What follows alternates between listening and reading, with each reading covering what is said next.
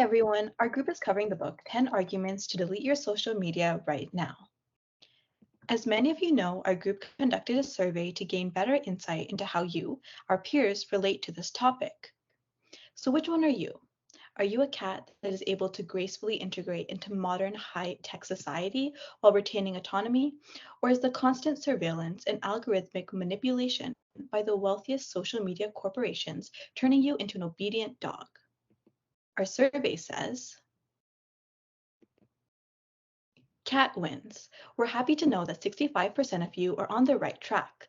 Let's see if we can convince more people to be a cat by the end of our presentation. 10 Arguments to Delete Your Social Media Right Now is written by famous computer scientist and founder of VPL Research, sellers of the first VR headsets, author Jaron Lanier. Lanier is considered by many to be the father of VR for his groundbreaking work. At 13, he was able to get enrolled in university and received a grant from the National Science Foundation to study mathematics and computer science.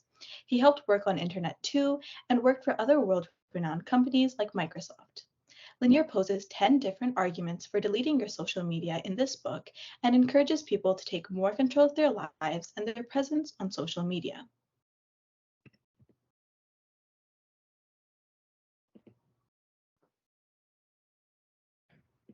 Start with argument one. You are losing your free will. I don't know if you guys have ever experienced this before.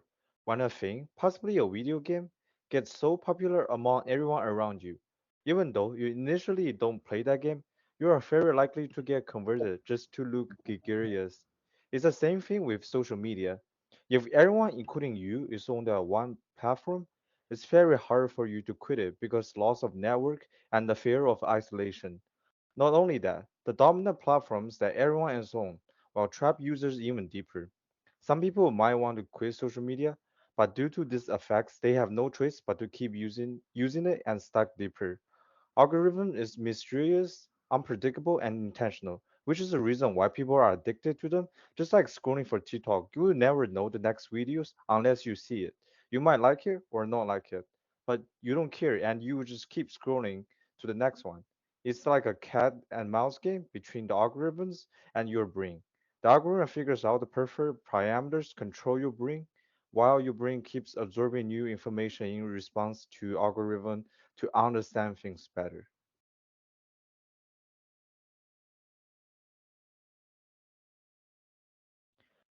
Behavior modification is one of the core process of social media. We are being fed diagonally, optimized subliminally, and manipulated using behaviors techniques that aim to change how we behave. Not just that. Have you ever talked about something on social media and very next day you are receiving relevant content being sponsored?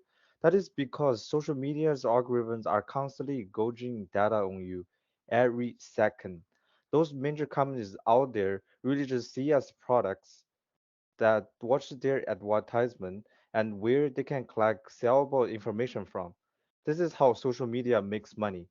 Other than that, we are becoming digital zombies whose brains are fulfilled by the pursuit of dopamine and rewards, and it is reinforced through human conditioning with rewards such as post likes or a massive number of followers. These active patterns were first emerging in online gambling companies, which were later adopted by social media companies. This addiction to social media is treating us not just turn into product, but good product, like digital zombies with limited autonomy whose free will is no longer in control in their own hands. For the second argument, it's crucial to understand that it's not the internet or smartphones that are causing society's decline. Rather, it's the business models behind social media. The author calls this bummer, which stands for behaviors of users modified and made into an empire for rent. So anytime we say bummer, we are referring to this specific idea. Bummer has six components. A is for attention acquisition, which the author claims leads to asshole supremacy.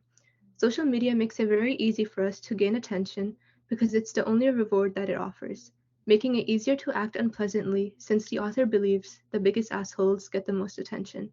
This fuels negative behavioral feedback, which business models love. B is for butting into everyone's lives. We're all under constant surveillance. Algorithms monitor us through our devices, collect every single data imaginable, our interests, facial expressions, and even our emotional reaction to things. C is for cramming purposely customized content down people's throats. Algorithms control what appears on our feeds and explore pages through individualized behavior modification. In fact, 80% of people in this class said that they frequently encounter content online directly relating to their real life activities or thoughts. D is for directing people's behaviors in the sneakiest ways possible. Many bummer models have openly admitted to experimenting with our emotions, which has increased brand loyalty and even influenced voter turnout. When certain posts make you feel a certain emotion and the algorithm wants it that way, you'll see more of them. This effortless emotional manipulation is what makes it so easy to monetize. E is for earning money from letting assholes secretly screw with everyone else. Because brands, politicians, and companies can't afford to avoid the power farmer, which leads to an increase in its spending. If you're not paying these platforms with your money, you're giving them your data to stay in the game. And lastly, F is for fake mobs and faker society. This is obvious when you look up bots, fake followers, reviewers, catfishers, and etc. Next time you see someone reviewing stuff on TikTok, think to yourself, is this for real or is this person just getting paid by a company to promote their product? It's hard to distinguish between what is real and what is fake. According to our survey, a staggering 76% of you feel addicted to social media. And among this, 40% of you find it hard to control it. This is why it's so important to understand the manipulative and addictive qualities of bummer and how it modifies our behavior.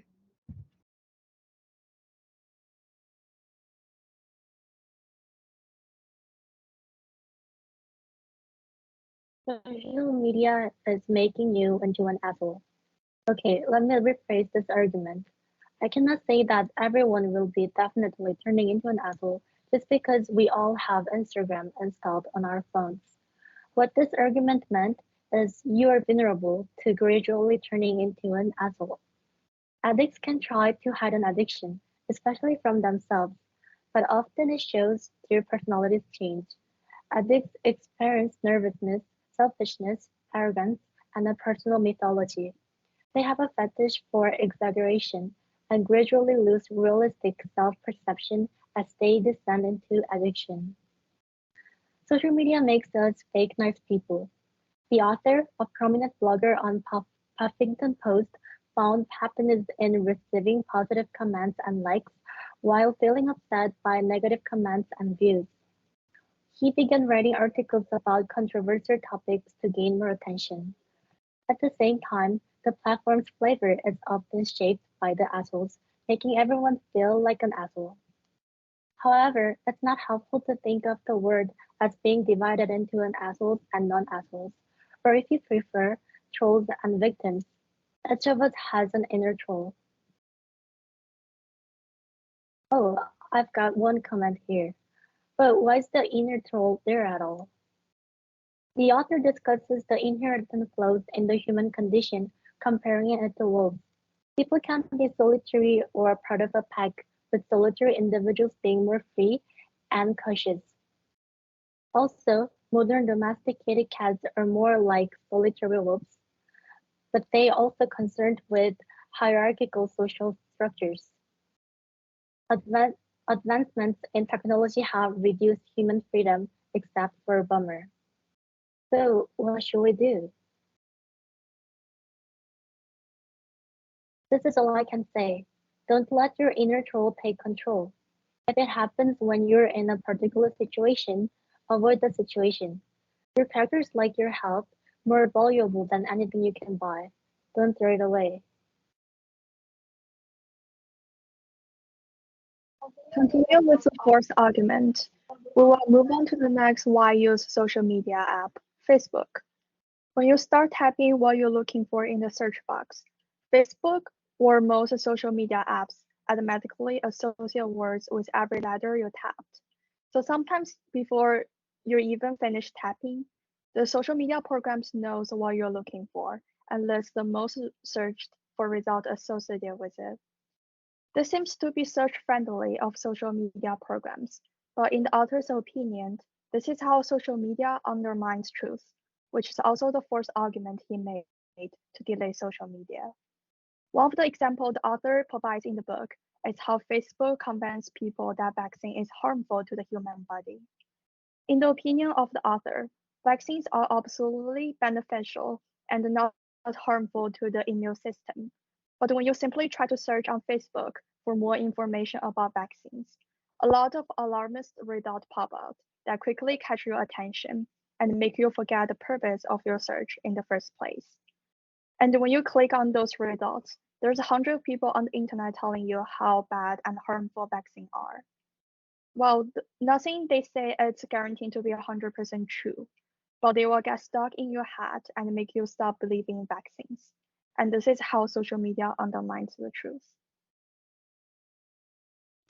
The fifth argument is that social media makes what you say meaningless. The idea is that what is shared on social media has far less context than the real world.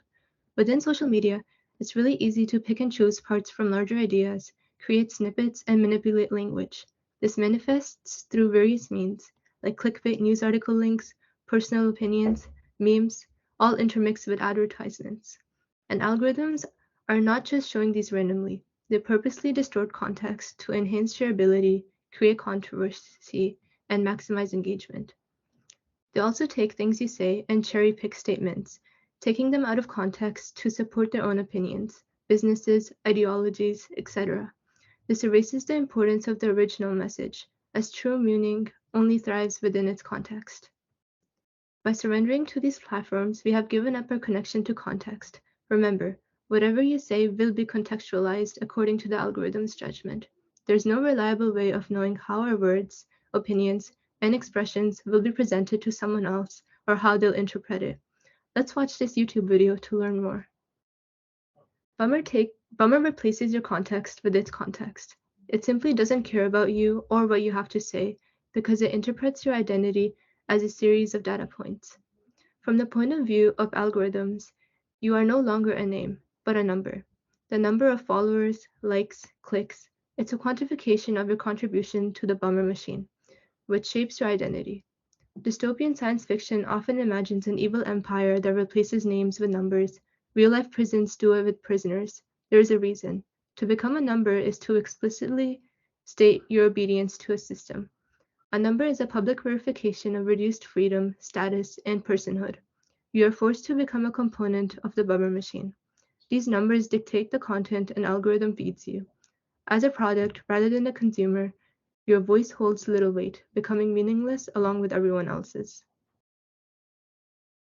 Platforms that use bummer are causing us to lose our sense of empathy, which is our capacity to understand the feelings of others. By confining our thoughts and experiences, algorithms amplify negativity and speculation to cause an upturn in user engagement. This results in large-scale false perceptions that make it increasingly harder for people to differentiate from the truth. People are given their own personalized digital bubbles where they are fed content that reinforces their own beliefs and scrutinizes any opposing beliefs. As a result, social media has contributed to a more polarized and divided society. Common experiences are becoming more and more scarce as content becomes more tailored and personalized, effectively limiting your social perception. Your perception of the world is being hidden from others, just as their perception of the world is being hidden from you, as everyone is being fed content that aligns with what they want to hear and see. The internet was initially thought to bring about a more transparent society through the development of widespread and accessible information, but has effectively done the opposite as a result of manipulative social media platforms and behavior modification algorithms. It turns out that conflict between different groups of people, usually people with opposing views, leads to an increase in user engagement. Algorithms recognize this pattern, working out people's differences and amplifying them to instigate conflicts. Without realizing it, social media modifies our behavior by causing us to adopt more radicalized beliefs and views. It is only through deleting social media that we can emerge from the digital bubbles and begin to empathize with others again. Argument number 7. Social media is making you unhappy. Social media is a platform that should, in theory, be uniting the world and bringing us all together, but it's doing the opposite. It's making us feel more isolated and sad than ever. People get social anxiety from the numbers they see on social media. Why do they have more followers? Why is their friend getting sent more memes? Why don't they get as many comments or likes? We keep falling into the same trap because of how inferior social media makes us feel. We constantly compare ourselves with other people and numbers and feel like our lives aren't as good as other people's. Researchers at Facebook have bragged about having the power to control our emotions, explicitly stating that they can make us feel sad whenever they want to. It seems like something odd to brag about, but it is actually quite enticing to their true customers, the advertisers. To them, having such control over us is the key to their success.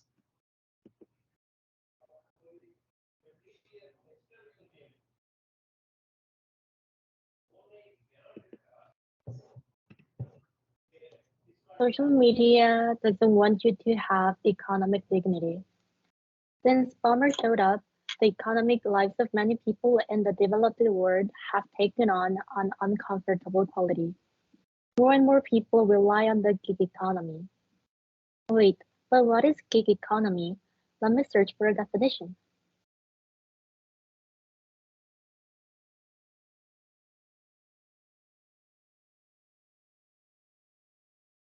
Aha, gig economy is a labor market characterized by the prevalence of short-term contracts or freelance work as opposed to permanent jobs. Gig economy workers rarely achieve financial security even after years of work. To put it another way, the level of risk in their financial lives seems to never decline, no matter how much they have achieved. Meanwhile, a small number of entrepreneurs have become fantastically wealthy, creating an ever-widening gap between rich and poor. Those biggest computers are locked into wealth like casino owners. But where did this problem come from? To explain, I first need to tell you when Bummer was born. Bummer was born when advocacy for free and open software by techie hippies drove entrepreneurs to develop an ad-based free business model facilitating the growth and use of Bummer-based algorithms. However, this movement inadvertently allowed companies to create Bummer algorithms that are hidden on top of their free and open software. However, the Bummer business model is driven on exploiting people for their information and data, monetizing services based on this manipulation and data collection.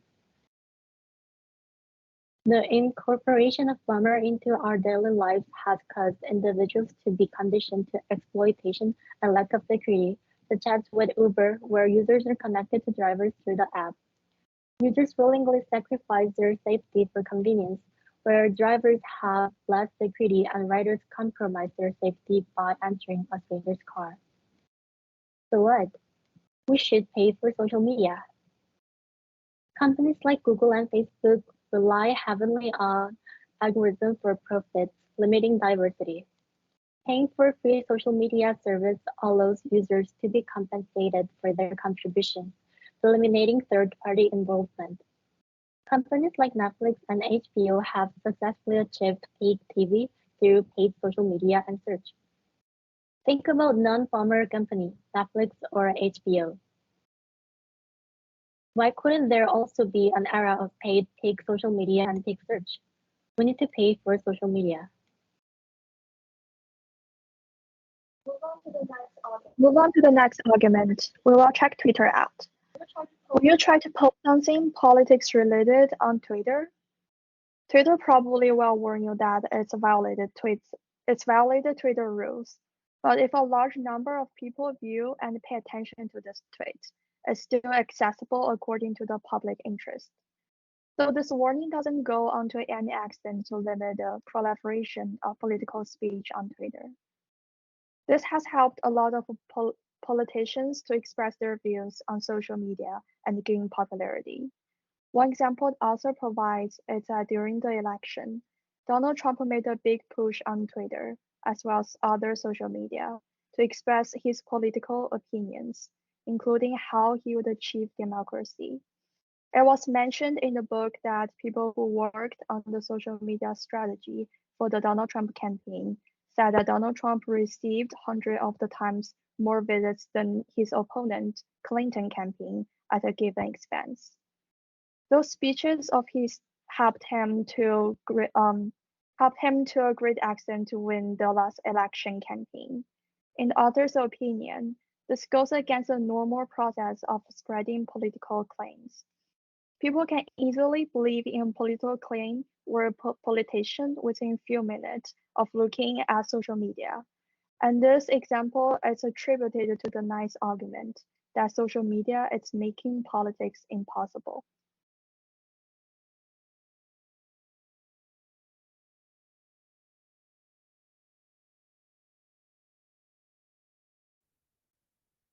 Here comes to the last argument. We will see how the author makes the argument that social media hates your soul by using Facebook as an example. When you open the page of a deceased person on Facebook, Facebook will let you know that they had kept that page of that person, so you can still show your love for them by sending comments under their page. In people's opinion, especially for the friends and family of that deceased person, this is a really heartwarming and touching approach by Facebook. It has turned the deceased page into a shrine for people to show their love. But in author's opinion, social media is trying to solve the problem of death by creating an illusion that the deceased person are still alive in the world. This marketing strategy does not respect either the deceased or a person's soul and emotions. And this is one of the reasons why author feels that people should delete social media. So how are we feeling now? Have we been able to persuade you to be more cat-like? Will you now choose to integrate into modern high-tech society while retaining anonymity, or will you remain under the constant surveillance and algorithmic manipulation by social media corporations? Let's see what our friend here thinks.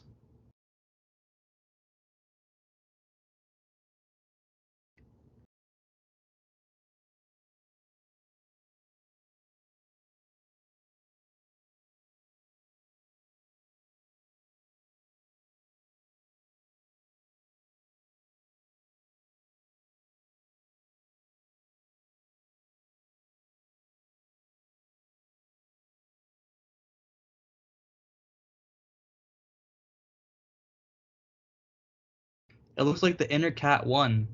We hope the same goes for you all. We cover a lot of content today in our presentation, and we hope you were all able to learn something valuable today. We understand that realistically, many of you don't have the luxury to give up social media, but we encourage everyone to try.